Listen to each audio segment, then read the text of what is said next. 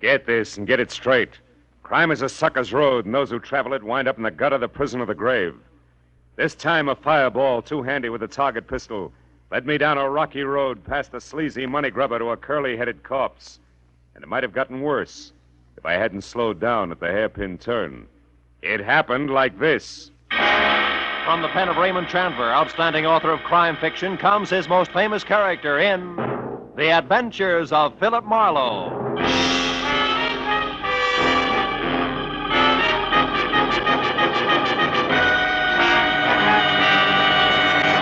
Now, with Gerald Moore starred as Philip Marlowe, we bring you tonight's exciting story, The Hairpin Turn.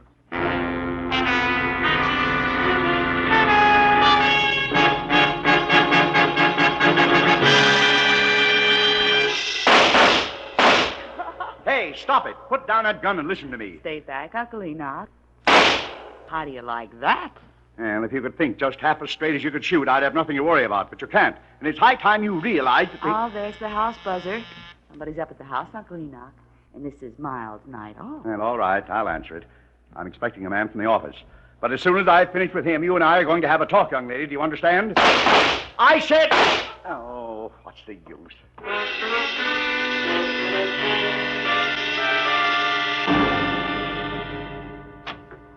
Yes? I'm Philip Marlowe to see Mr. Vanneman, Enoch Vanneman. I have an appointment. Oh, come in, Marlowe. I'm Enoch Vanneman. Oh. Glad you're here. Step this way, will you? We'll talk in the study. Okay, Mr. Vanneman, I thought... Those were pistol shots? Yeah, that's Kay, my niece. Sounds like a squad of Marines. Yeah, she's a champion pistol shot. She's converted one of the garages into a target range. Well, I seem to recall a city ordinance that says... I it know should be- all about that ordinance, Mr. Marlowe. Save your breath. Oh, just like that, huh? Precisely. Sit down, please. Thanks. Breaking a city ordinance is a perfect example of all the crackpot things that headstrong young fool insists on getting mixed up in. And you want me to get mixed up with the crackpot, huh? Yes, she has no more sense in her choice of male companions than she does in her hobbies. And she's a very rich girl. Now, look, if this is a bodyguarding assignment, Mr. Vanneman, I want to tell Kay you... has been going with a man named Cliff Lace, an unsavory type at least. Professional horse player, I think, and it was quite an affair. Was quite an affair? That's right. She threw Lace over for a new love recently. Fellow I've never met. She's serious, but refuses to tell me anything about him. So? So Cliff Lace doesn't like the idea because, from his standpoint, a very good thing has slipped through his fingers. Oh. He's going to do something about it, huh? And I don't know. But since about the time they broke up, a man's been snooping around the grounds here, Marlowe. Really? He's about 40, short, greasy looking. He has a flabby kind of face with fat lips and with a large black mole on the right side of his nose. Hey, I may know that character, Mr. Vanneman. I'll have to check to be sure. Marlowe, I want to know who he is and why he's been hanging around here. Also, I want to find out all there is to know about Kay's new man. Tell me, how old is Kay, Mr. Vanneman? She's 26. That's her picture there. Oh, yeah. Blonde fireball. Look, Mr. Vanneman, if she's 26, maybe her love life is none of your business. It is my business. I'm her guardian, and I'm very fond of her. But she's reckless, stubborn, and erratic. Yeah, well, money's great, but it'll never replace the old-fashioned parent. And it's also a big responsibility, you know. No, not firsthand, I don't. It leaves one open to every crooked scheme in the book. Here, look, Marlowe. I've written my personal phone number on this card. You can reach me there privately at any time. All right, Mr. Vanneman, I'll see what I can find out.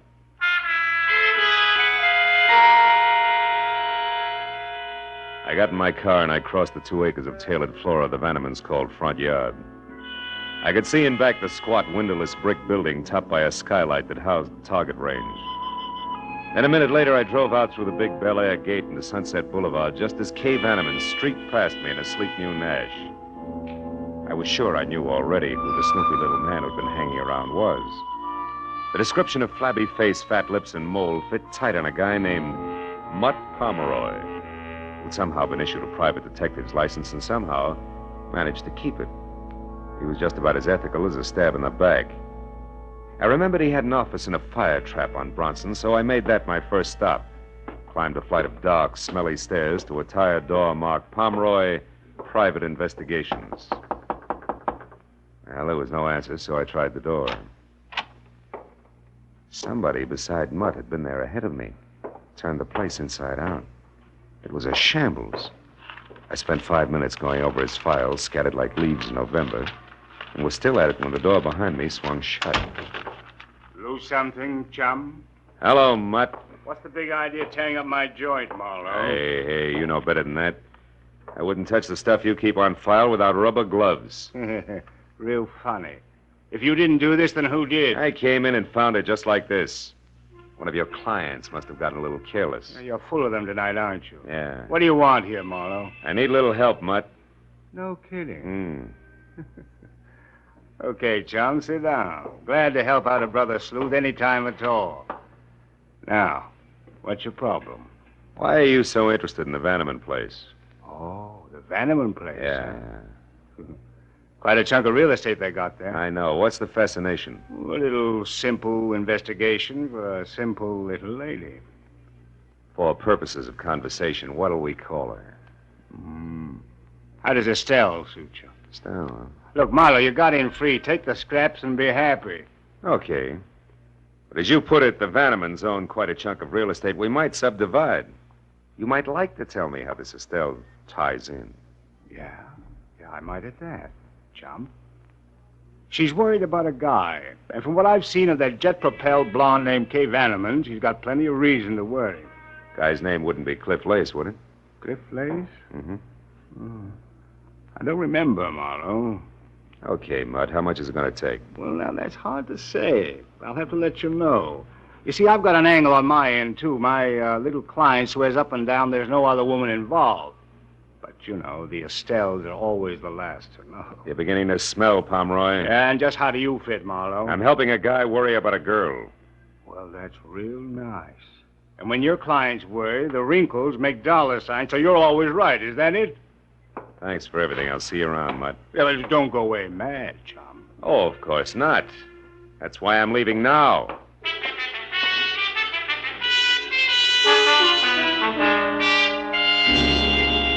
It took a friend at the phone company all of 10 minutes to locate Cliff Lace's address for me, which turned out to be a snug bachelor's nest, bungalow style, at the foot of the Hollywood Hills, numbered 4300 Cherimoya.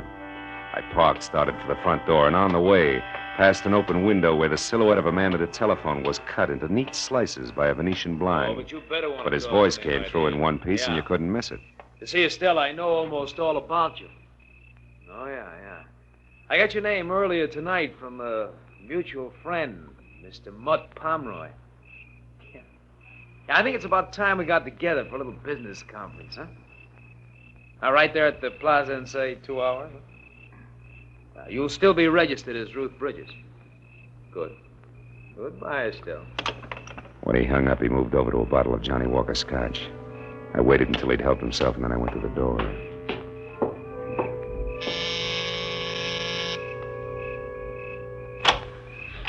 Yeah. My name's Marlowe, Mr. Lace. I'd like to talk to you. What about? Whatever it was you were looking for when you ransacked Mutt Pomeroy's office tonight. Do I come in?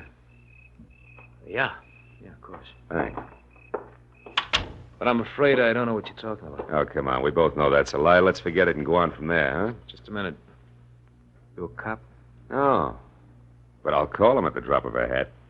Make it easy on yourself. Shit. What's Mutt Pomeroy to you? Bag of worms. I want to know who he's working for. The fact that you had to break into his place to get information should let you out, so who is it? What makes you think I'd know? Because you found what you were looking for.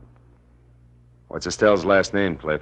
You do get around, don't you, Brightboy? Yeah, I do. Only sometimes not fast enough.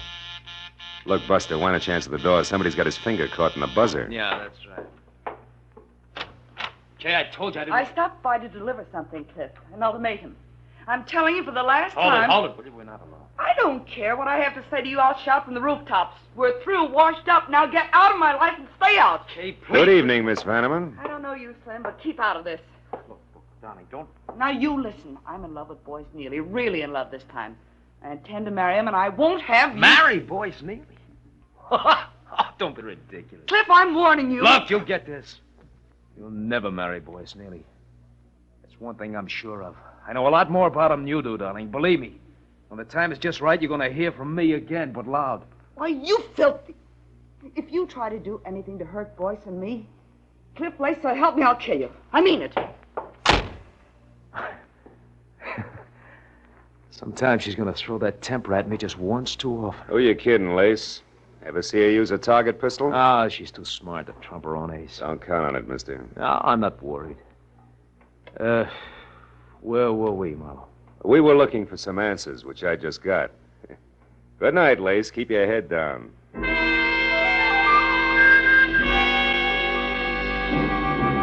The way things were breaking, I was sure if I didn't get to the woman named Estelle before Lace did, I wasn't going to get anywhere. So I spent the next hour folded up in a phone booth, running down the list of respectable and semi-so hotels with the word plaza either fore or aft. Finally, a flute-voiced night clerk in a mid-Victoria number called the Royce Plaza confessed that they had a Ruth Bridges, which was the name that I'd heard Lace mention. She was registered from Santa Monica, but at the moment out. I was convinced that she was really Estelle, Mutt Pomeroy's client. So I drove over to the hotel, invested $5 for the night clerk, picked up a newspaper, and waited. Halfway down the sports page, a prim brunette came in who would have been pretty without the overload of nervous strain stamped on her face. As she crossed the deserted lobby, the clerk gave me a nod, so I called her name, caught up with her at the foot of the stairs. You called me? Yeah, if you could spare me a minute, Miss Bridges, I'd like to talk to you. What do you want? Well, my name's Marlowe. I'm a private detective. A private detective? Yeah, look, honey, let's move over into the corner. You know, that boy on the desk is going to sprain his neck if we don't. But what do you want with me?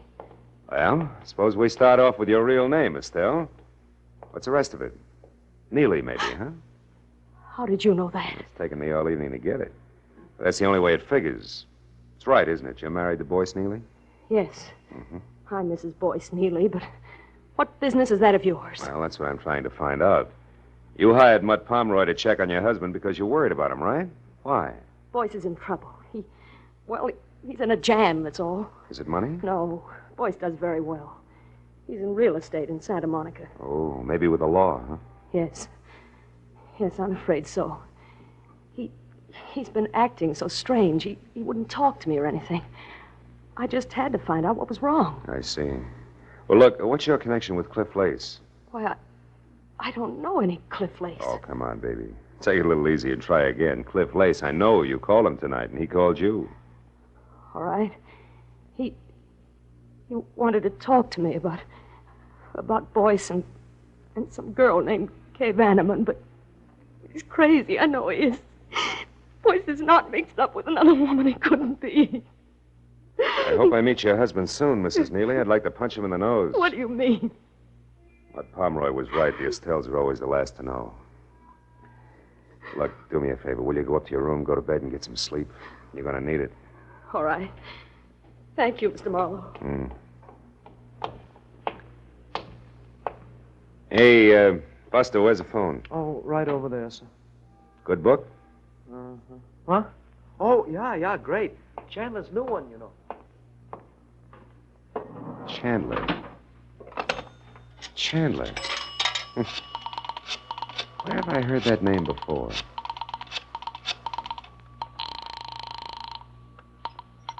Hello? Enoch Vanneman? Marlowe, Mr. Vanneman. Kay there? No, she's not, Marlowe. And listen, I want you to forget whatever else you're doing and find her immediately. Why, what's the matter? She left here about 15 minutes ago in a fury. Where was she going? I don't know for sure. She left shortly after you did tonight. Then she came back about an hour I ago. know. I ran into her. What happened this time? She got a phone call from Cliff Lace. Something was said about him now being in the driver's seat, whatever that means. She was furious. That's not good, Vanneman. Believe me. Well, it's worse than you think. You've got to stop her. Because when she left here, Marlowe, I'm quite sure she had her target pistol with her. I hung up the phone, ran out to my car, and headed back to Cliff Lace's bungalow on Cherimoya. But Kay had a 15-minute head start, and at that hour, in her frame of mind, to drive in from Bel Air was a hop, skip, and a jump. The only hope was in Lace himself, being smart enough to know that he'd overplayed his hand. The street was deserted when I pulled in and parked down the hill from the place. When I got to the front door and found it unlocked, I eased it open and went in. The living room was dark, but there was a light on in the bedroom, and I started for it. Before I saw the bulk of a figure leaning against the dark side of the frame. Come on in, chum. Make yourself at home. What are you doing here, Mutt? Easy, Marlowe. There's no hurry. Not now, there's not. School's out, chum. Where's Lace? Inside. It was nice, clean, accurate, and exactly dead center. He never knew what hit him.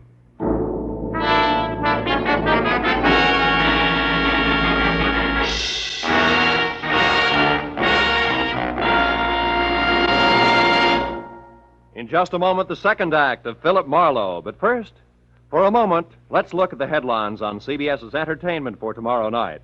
First, East is East and West is West. So, Jack Benny, on his way to New York, hasn't yet heard that the subway fare is a dime. Second, Charlie McCarthy, already in New York, rewrites Henry Fonda's tough-talking Navy officer in Mr. Roberts. And third, Andy of Amos and Andy, released from bail, jail, and Abigail, gets into new hot water.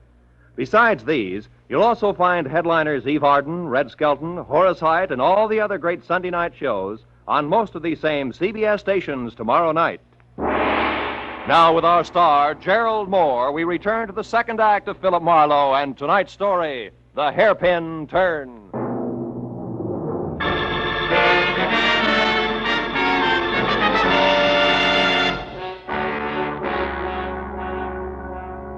A small, neat hole front and center at his forehead said that Cliff Lace had been shot to death.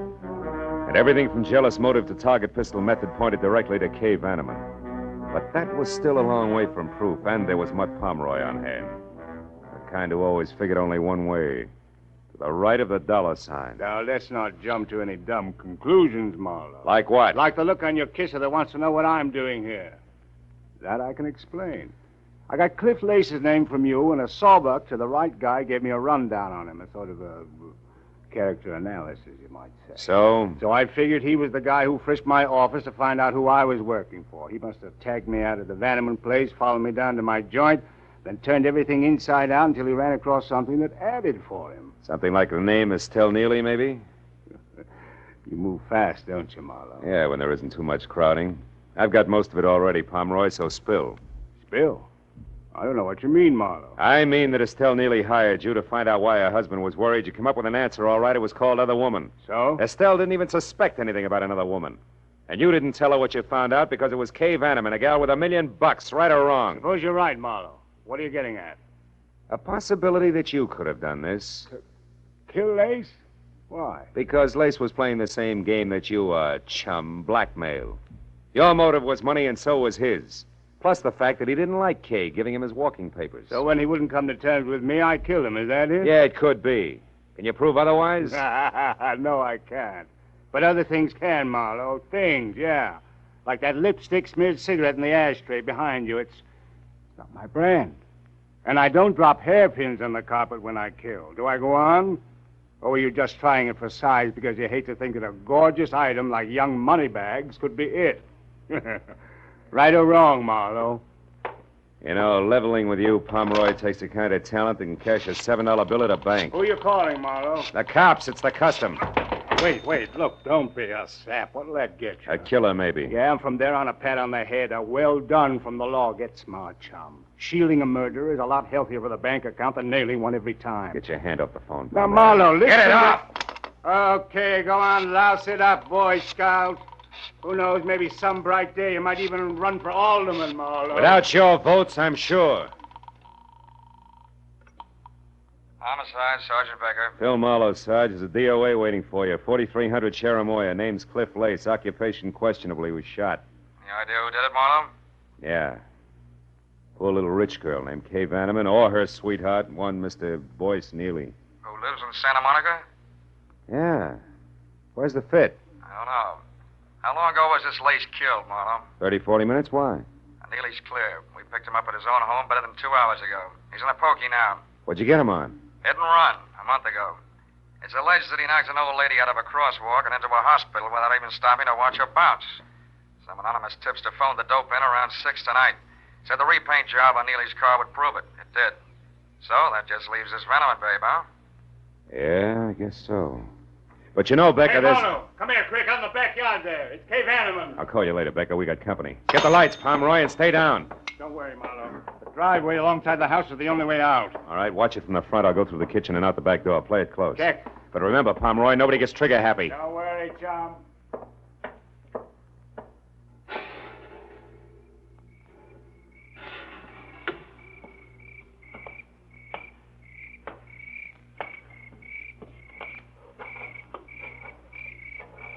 Kay!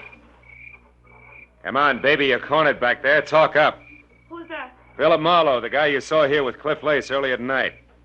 I'm also a private detective who's working for your uncle and trying to keep you out of trouble.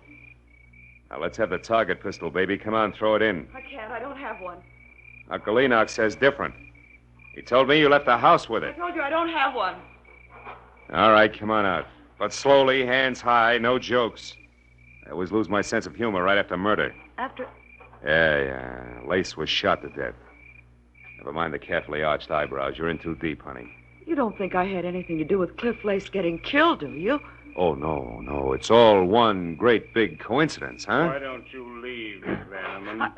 I said, why don't you leave? Well, how about it, Mr. Marlowe? Go ahead. I won't try to stop you. If you're guilty, you won't get very far. Well, all right. All right, Pomeroy, what's on your mind? A partnership, chum. Based on what, chum? Based on the fact that I saw you kill Cliff Lace. That? You what? Yeah. I saw you standing over the body with a smoking gun. Come on. You don't think you can really make that stick, do you? No, but it would keep you busy explaining for a while, long enough for me to wind up my business. Oh. Mm-hmm. Well, Marlowe, what'll it be? You and me as partners doing business with old Enoch Vanneman on behalf of the niece I'm sure he'll want to protect? Or me in business for myself? Well, which? It'll be partners, Pomeroy. Okay, chum. Let's get inside and clean up. The lady was kind of careless around the edges. Hey, the split. How far does it go? 50-50. Fair enough. Fair enough. After you, Phil. Now get that cigarette butt and the hairpin on the copper there. Then tell Sergeant Becker that you were jumping the gun about the Vanneman girl because you just found out that she was at home all night. I'll check the rest of it. Okay, Mutt. First the cigarette butt, then the hairpin. Hey. What is it, Marlowe? What's with the hairpin? Why'd you say... Marlowe, quick, get the light. Someone's out front. Don't shoot it. Maybe the law. In skirts? Look, get in that car over there. It's a babe, and 5 will get you 10 that she answers the name of Kay. Oh, that jerk's going to be a Lulu to protect. Yeah. Well, we better go in. Hey, the hairpin you dropped into your pocket, Marlowe. What's so special about it? Oh, nothing. It was just a hunch I had. Forget it. Marlowe, I want to see it. Okay. Here. Get a good look. Partner.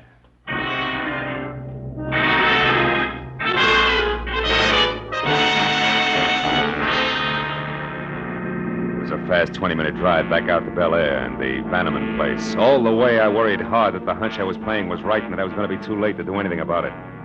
When I was there, parked halfway up the pebbled driveway out of my car and running toward the fluorescent light and the sound of a woman's voice that filtered through the heavy iron mesh over an air vent in the windowless target range, I slowed to a walk, switched to 45 from pocket to right hand, and then I moved up to where I could both see and hear.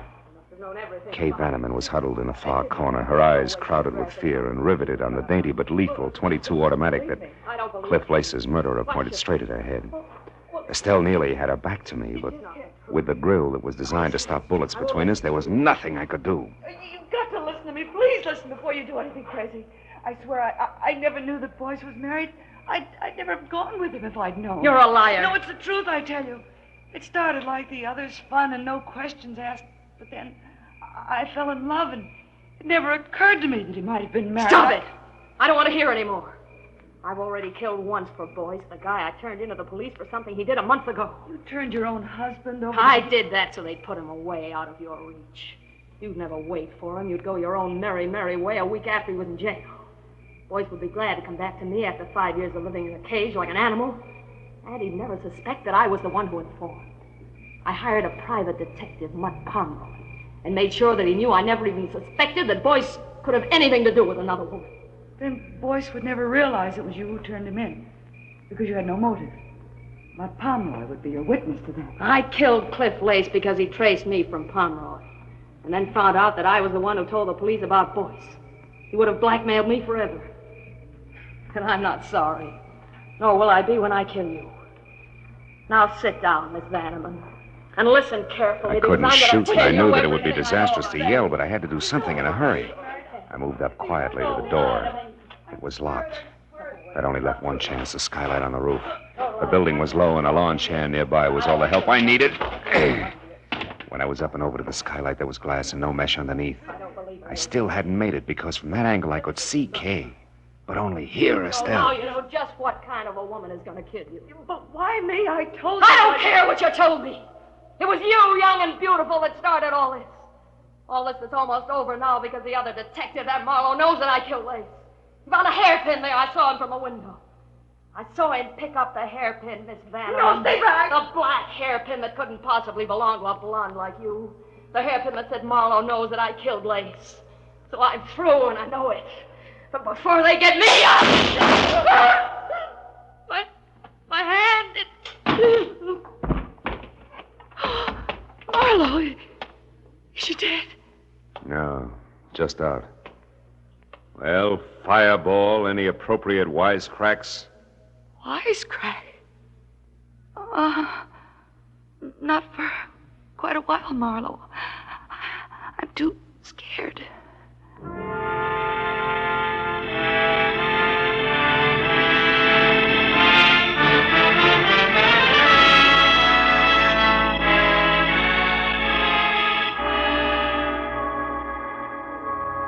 Well, it was the usual hour and a half of questions and answers with client, followed by the same questions and answers with police before I finally closed the door on Enoch Vanneman's marble halls and started down past the manicured shrubbery to where I'd left my car. Outside, the night was cold and clear. And as I walked, I looked up at the vastness overhead and wondered why I had the kind of job that made me no more than a houseboy with gun for a rich guy with a badly spoiled niece. But I stopped wondering when I was at my car and no longer alone. I just wanted to say thanks before you left, Phil. I'm going to do my best to stay out of trouble from here on out. You know why? No, why? Because I want to be good enough for the right guy who may come along someday. A guy like you, I mean. Oh? Thanks, Phil. I'm very grateful. Yes, well, my job's all right 9 times out of 10.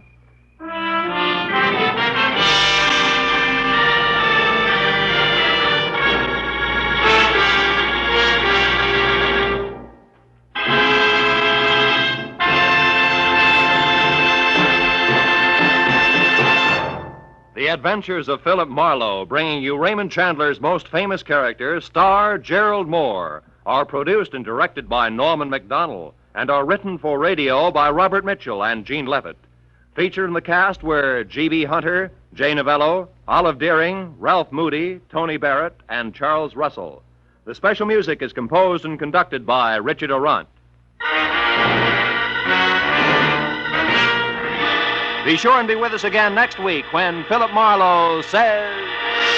It happened in a place called Bay City where I was unwelcome to a fat fry cook with a secret and a dapper gambler who smoked oversized cigarettes. But where to the long arm of the law, I was poisoned.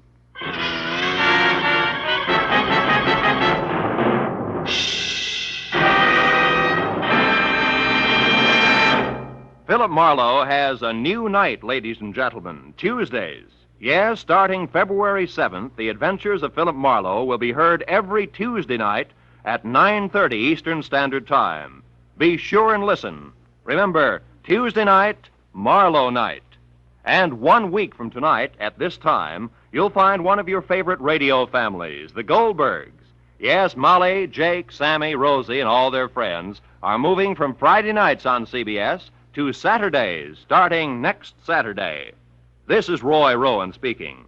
Stay tuned now for Gangbusters, which follows on most of these same CBS stations. This is CBS, where the Goldbergs and Arthur Godfrey's Digest will now be heard every Saturday night, the Columbia Broadcasting System.